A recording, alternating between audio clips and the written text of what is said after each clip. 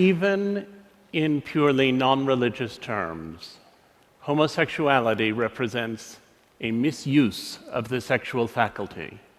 It is a pathetic little second-rate substitute for reality, a pitiable flight from life. As such, it deserves no compassion, it deserves no treatment as minority martyrdom, and it deserves not to be deemed anything but a pernicious sickness. That's from Time magazine in 1966, when I was 3 years old.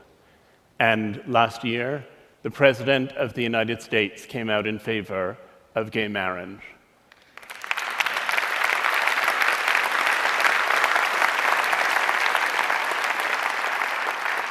And my question is, how did we get from there to here?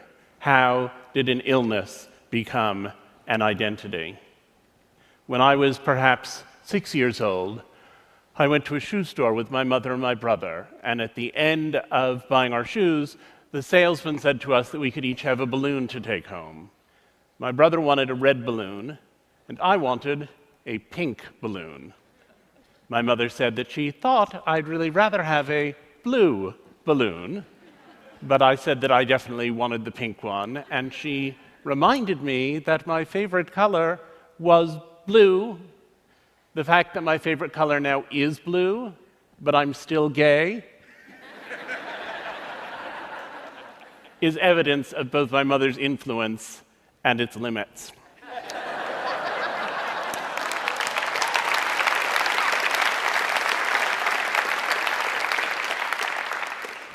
When I was little, my mother used to say, "The love you have for your children is like no other feeling in the world. And until you have children, you don't know what it's like." And when I was little, I took it as the greatest compliment in the world that she would say that about parenting my brother and me. And when I was an adolescent, I thought, but I'm gay, and so I probably can't have a family. And when she said it, it made me anxious. And after I came out of the closet, when she continued to say it, it made me furious. I said, "I'm gay, that's not the direction that I'm headed in, and I want you to stop saying that." About 20 years ago, I was asked by my editors at the New York Times Magazine to write a piece about deaf culture. And I was rather taken aback. I had thought of deafness entirely as an illness. Those poor people, they couldn't hear, they lacked hearing, and what could we do for them? And then I went out into the deaf world. I went to deaf clubs. I saw performances of deaf theater and of deaf poetry. I even went to the Miss Deaf America contest in Nashville, Tennessee, where people complained about that slurry Southern signing. And as I plunged deeper and deeper into the deaf world, I became convinced that deafness was a culture, and that the people in the deaf world who said we don't lack hearing, we have membership in a culture, were saying something that was viable. It wasn't my culture, and I didn't particularly want to rush off and join it, but I appreciated that it was a culture, and that for the people who were members of it, it felt as valuable as Latino culture, or gay culture, or Jewish culture. It felt as valid, perhaps even, as American culture. Then a friend of mine had a daughter who was a dwarf. And when her daughter was born, she suddenly found herself confronting questions that now began to seem quite resonant to me. She was facing the question of what to do with this child. Should she say, "You're just like everyone else, but a little bit shorter"? Or should she try to construct some kind of dwarf identity, get involved in the little people of America, become aware of what was happening for dwarfs? And I suddenly thought, most deaf children are born to hearing parents. Those hearing parents tend to try to cure them. Those deaf people discover community somehow in adolescence. Most gay people are born to straight parents. Those straight parents often want them to function in what they think of as the mainstream world, and those gay people have to discover identity later on. And here was this friend of mine looking at these questions of identity with her dwarf daughter. And I thought, there it is again, a family that perceives itself to be normal with a child who seems to be extraordinary. And I hatched the idea that there are really two kinds of identity. There are vertical identities which are passed down generationally from parent to child. Those are things like ethnicity, frequently nationality, language, often religion. Those are things you have in common with your parents and with your children. And while some of them can be difficult, there's no attempt to cure them. You could argue that it's harder in the United States, our current presidency notwithstanding, to be a person of color. And yet, we have nobody who is trying to ensure that the next generation of children born to African Americans and Asians come out with creamy skin and yellow hair. There are these other identities which you have to learn from a peer group, and I called them horizontal identities because the peer group is the horizontal experience. These are identities that are alien to your parents and that you have to discover when you get to see them in peers. And those identities, those horizontal identities, people have almost always tried to cure. And I wanted to look at what the process is through which people who have those identities come to a good relationship with them. And it seemed to me that there were 3 levels of acceptance that needed to take place. There's self-acceptance, there's family acceptance, and there's social acceptance. And they don't always coincide. And a lot of the time, people who have these conditions are very angry because they feel as though their parents don't love them, when what actually has happened is that their parents don't accept them. Love is something that ideally is there unconditionally throughout the relationship between a parent and a child. But acceptance is something that takes time. It always takes time. One of the dwarfs I got to know was a guy named Clinton Brown. When he was born, he was diagnosed with diastrophic dwarfism, a very disabling condition, and his parents were told that he would never walk, he would never talk, he would have no intellectual capacity, and he would probably not even recognize them. And it was suggested to them that they leave him at the hospital so that he could die there quietly. And his mother said she wasn't going to do it, and she took her son home, and even though she didn't have a lot of educational or financial advantages, she found the best doctor in the country for dealing with diastrophic dwarfism, and she got Clinton enrolled with him, and in the course of his childhood, he had 30 major surgical procedures. And he spent all this time stuck in the hospital while he was having those procedures, as a result of which he now can walk. And while he was there, they sent tutors around to help him with his schoolwork, and he worked very hard because there was nothing else to do, and he ended up achieving at a level that had never before been contemplated by any member of his family. He was the first one in his family, in fact, to go to college, where he lived on campus and drove a specially fitted car that accommodated his unusual body. And his mother told me the story of coming home one day, and he went to college nearby, and she said, "And I saw that car, which you can always recognize, in the parking lot of a bar," she said. And I thought to myself, they're 6 feet tall, he's 3 feet tall, 2 beers for them is 4 beers for him. She said, I knew I couldn't go in there and interrupt him, but I went home and I left him 8 messages on his cell phone. She said, and then I thought, if someone had said to me when he was born that my future worry would be that he'd go drinking and driving with his college buddies,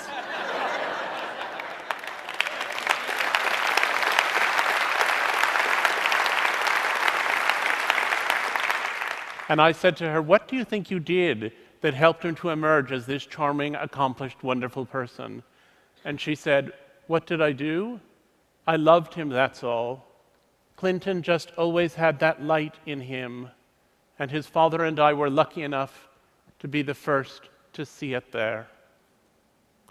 I'm going to quote from another magazine of the 60s. This one is from 1968, the Atlantic Monthly, Voice of Liberal America, written by an important bioethicist. He said, there is no reason to feel guilty about putting a Down syndrome child away, whether it is put away in the sense of hidden in a sanitarium or in a more responsible, lethal sense. It is sad, yes, dreadful, but it carries no guilt. True guilt arises only from an offense against a person, and a Downs is not a person. There's been a lot of ink given to the enormous progress that we've made in the treatment of gay people. The fact that our attitude has changed is in the headlines every day. But we forget how we used to see people who had other differences, how we used to see people who were disabled, how inhuman we held people to be.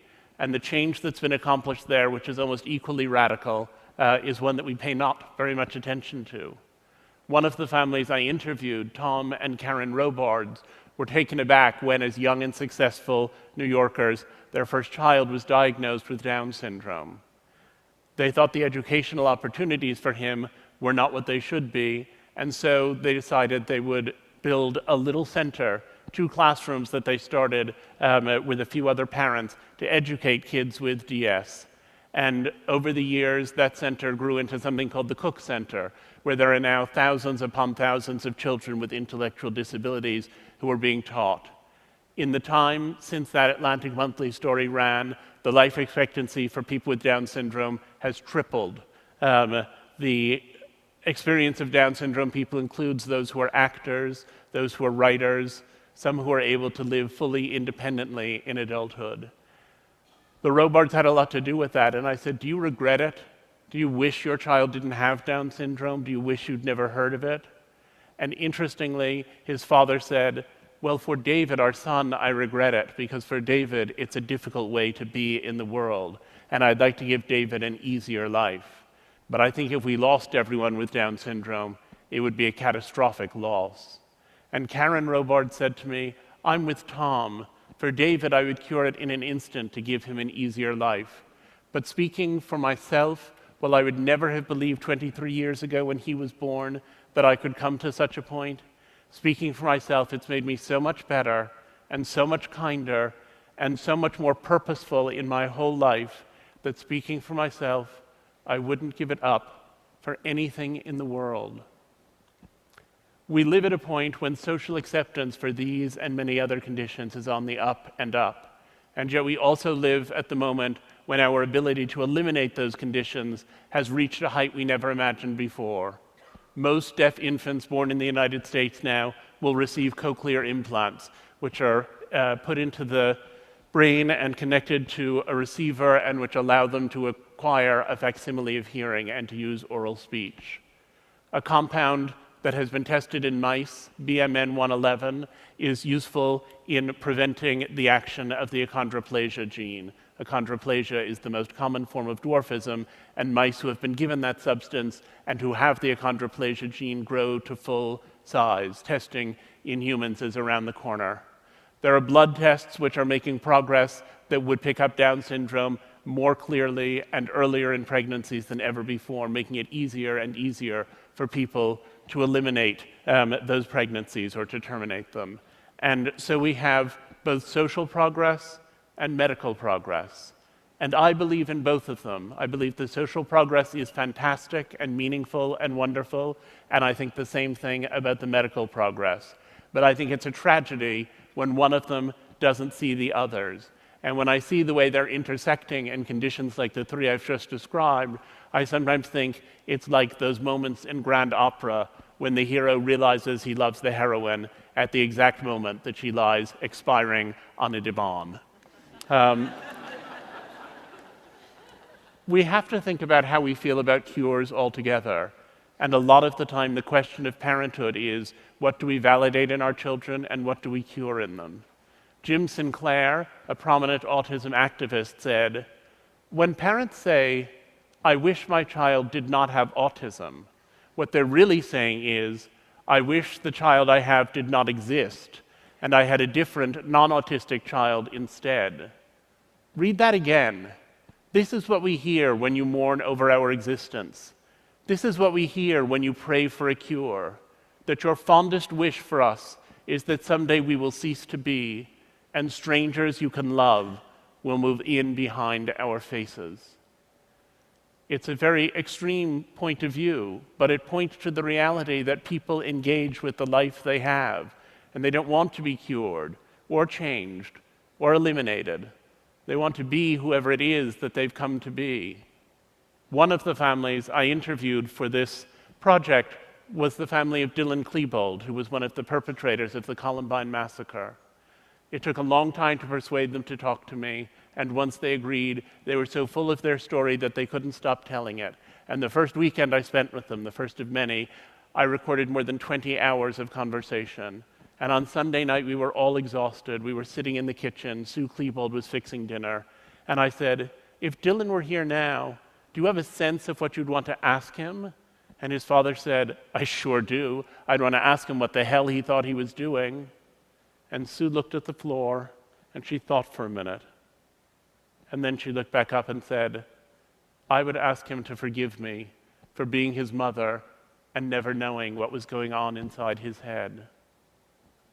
When I had dinner with her a couple of years later, one of many dinners that we had together, she said, "You know, when it first happened, I used to wish that I had never married, that I had never had children. If I hadn't gone to Ohio State and crossed paths with Tom, this child wouldn't have existed and this terrible thing wouldn't have happened.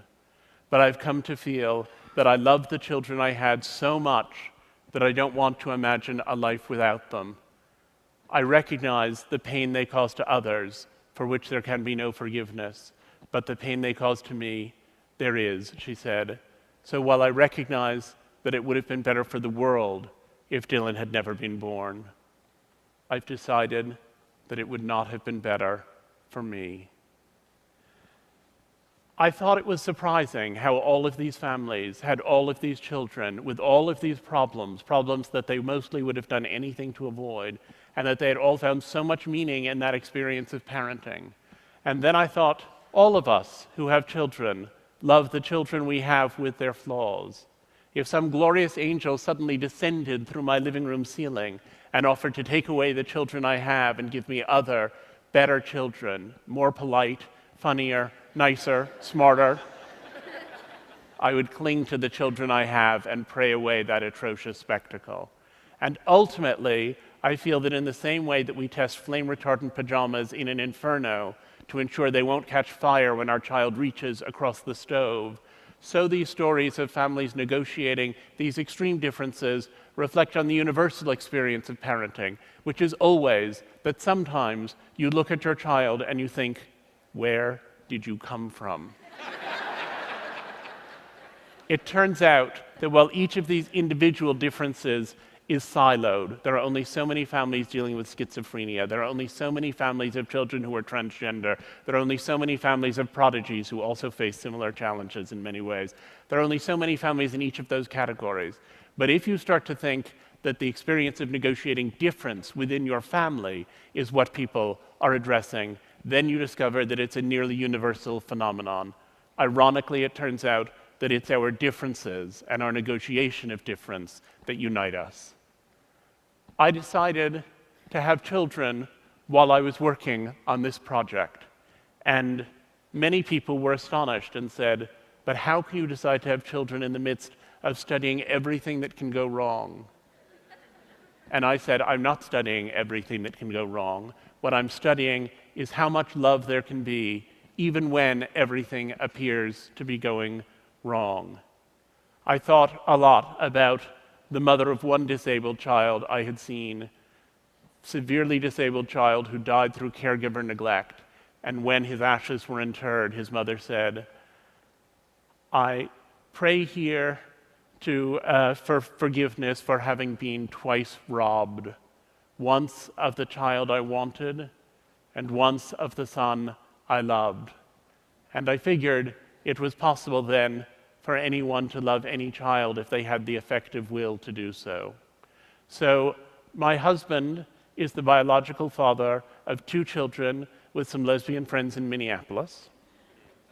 I had a close friend from college who'd gone through a divorce and wanted to have children, and so she and I have a daughter, and mother and daughter live in Texas.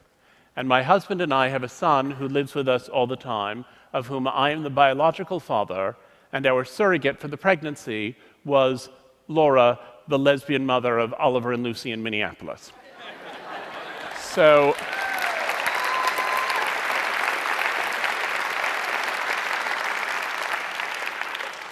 the shorthand is 5 parents of 4 children in 3 states.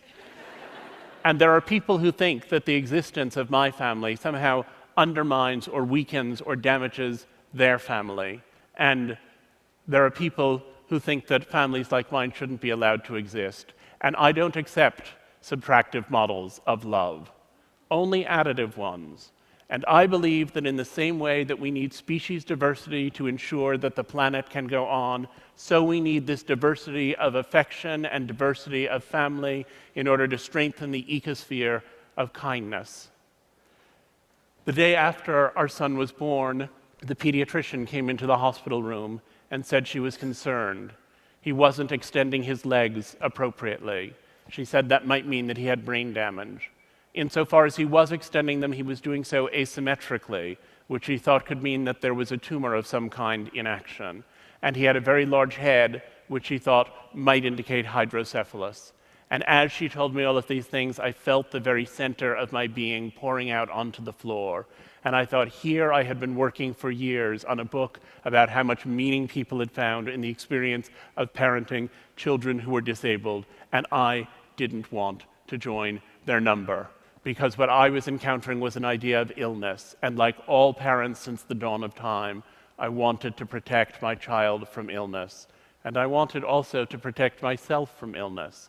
And yet I knew from the work I had done that if he had any of the things we were about to start testing for, that those would ultimately be his identity, and if they were his identity, they would become my identity, that illness was going to take a very different shape as it unfolded. We took him to the MRI machine, we took him to the CAT scanner, we took this day-old child and gave him over for an arterial blood draw. We felt helpless, and at the end of 5 hours, they said that his brain was completely clear and that he was by then extending his legs correctly. And when I asked the pediatrician what had been going on, she said she thought in the morning he had probably had a cramp. But I thought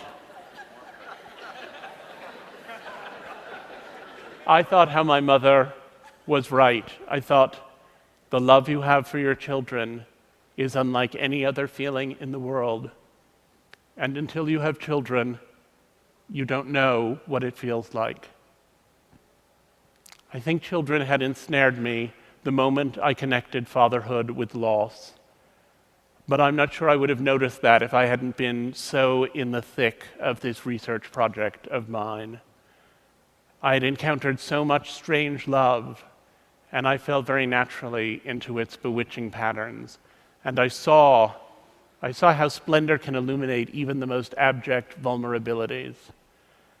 During these 10 years, I had witnessed and learned the terrifying joy of unbearable responsibility, and I had come to see how it conquers everything else. And while I had sometimes thought the parents I was interviewing were fools, enslaving themselves to a lifetime's journey with their thankless children and trying to breed identity out of misery, I realized that day that my research had built me a plank and that I was ready to join them on their ship. Thank you.